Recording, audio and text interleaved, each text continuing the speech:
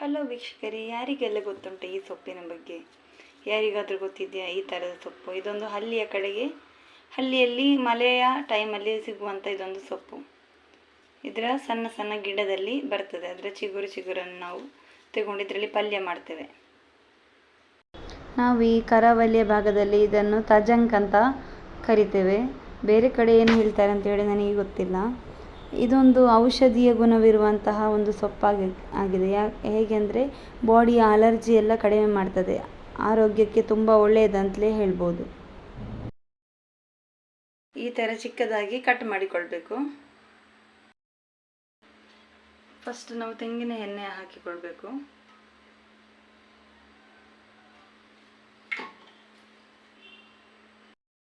ಸಾಸಿವೆ,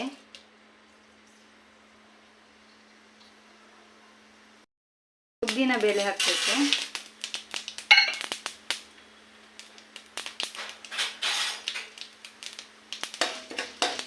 ಇದು ಉದ್ದಿನ ಬೇಳೆ ಕೆಂಪು ಬಣ್ಣ ಬರುವವರೆಗೂ ಫ್ರೈ ಮಾಡಬೇಕು.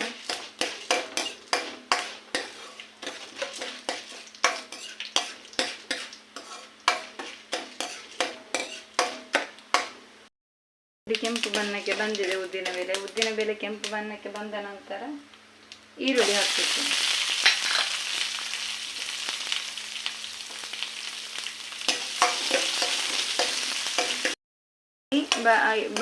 ಬಾಡಿದ ನಂತರ ಟೊಮೆಟೊ ಹಾಕಬೇಕು.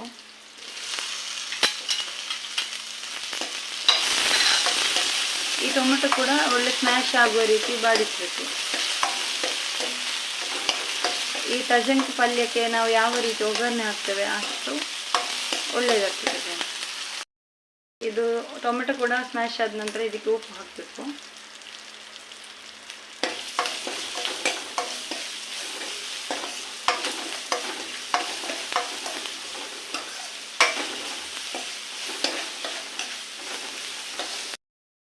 ನಂತರ ಫ್ರೆಂಡ್ಸ್ ಖಾರದ್ದು ಹುಡಿ ಹಾಕಬೇಕು.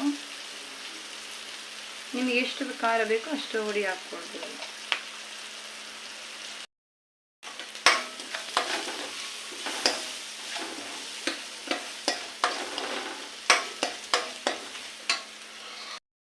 ಎಲ್ಲ ಮಾಡಿ ಒಗ್ಗರಣೆ ರೆಡಿ ಆದ ನಂತರ ಫ್ರೆಂಡ್ಸ್ ನಾವು ಕಟ್ ಮಾಡಿ ಇಟ್ಟುಕೊಂಡಂತಹ ತಜಂಕನ್ನು ಇದಕ್ಕೆ ಸೇರಿಸಿಕೊಳ್ಬೇಕು.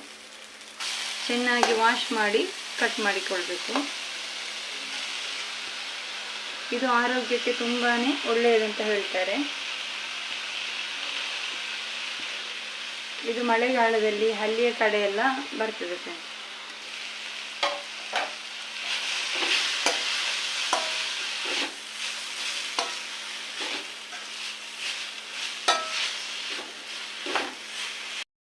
ಚೆನ್ನಾಗಿ ಮಿಕ್ಸ್ ಮಾಡಿಕೊಳ್ಬೇಕು.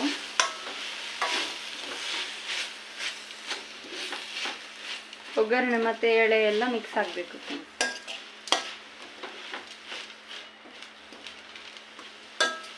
ಇದಕ್ಕೆ ಇವಾಗ ನಾವು ಒಂದು 1/2 ಗ್ಲಾಸ್ ನೀರನ್ನು ಕೂಡ ಸೇರಿಸಿಕೊಳ್ಳುವ. ಅದು ಬೇಯಬೇಕಾದ್ರೆ ಸ್ವಲ್ಪ ನೀರು ಬೇಕು ಫ್ರೆಂಡ್ಸ್. ಸ್ವಲ್ಪ ನಿಮಗೆ ಎಷ್ಟು ಬೇಕು ಅಷ್ಟು ನೀರನ್ನು ಆ್ಯಡ್ ಮಾಡಿಕೊಳ್ಳೋದು. ಎಷ್ಟು ಸಾಕಾಗುತ್ತೆ. ಅದು ಸೊಪ್ಪಲ್ಲ, ಅದು ಕೂಡ ನೀರು ಕೂಡ ಬಿಟ್ಕೊಳ್ತದೆ. ಆದರೆ ಈ ತಜಂಕು ಸೊಪ್ಪು ಸ್ವಲ್ಪ ಹಾರ್ಡ್ ಆಗಿರ್ತದೆ, ಆದ ಕಾರಣ ಅಷ್ಟೊಂದು ನೀರು ಬಿಡುವುದಿಲ್ಲ. ಈ ಥರ ಮಗುಚಿ ಬಾಯಿ ಮುಚ್ಚಿ ಇಟ್ಟರೆ ಸಾಕು, ಬೇಯ್ತದೆ. ಇದಕ್ಕೆ ಸ್ವಲ್ಪ ಜೀರಿಗೆ ಪೌಡರನ್ನು ಆ್ಯಡ್ ಮಾಡಿಕೊಳ್ತಾ ಇದ್ದೇನೆ. ಸ್ವಲ್ಪ ನಾನು ಬೆಲ್ಲ ಸೇರಿಸಿಕೊಳ್ತಾ ಇದ್ದೇನೆ, ರುಚಿಗೆ ತಕ್ಕಷ್ಟು.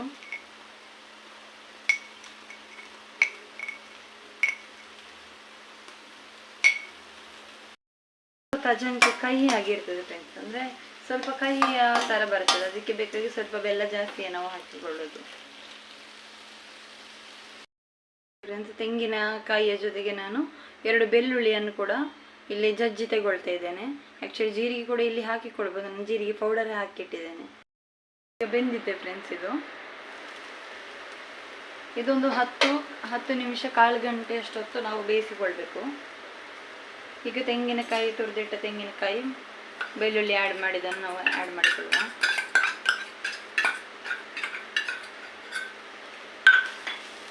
ಮಿಕ್ಸ್ ಮಾಡಬೇಕು.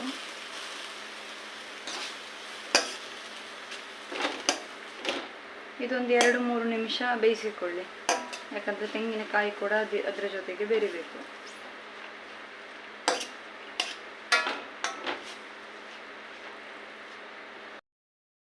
ಕುಚ್ಚಲಕ್ಕಿಯ ಗಂಜಿ ಮತ್ತು ಅದರ ಜೊತೆ ಈ ಪಲ್ಯ ಒಳ್ಳೆ ಕಾಂಬಿನೇಷನ್ ಅಂತ ಹೇಳ್ಬೋದು ಫ್ರೆಂಡ್ಸ್.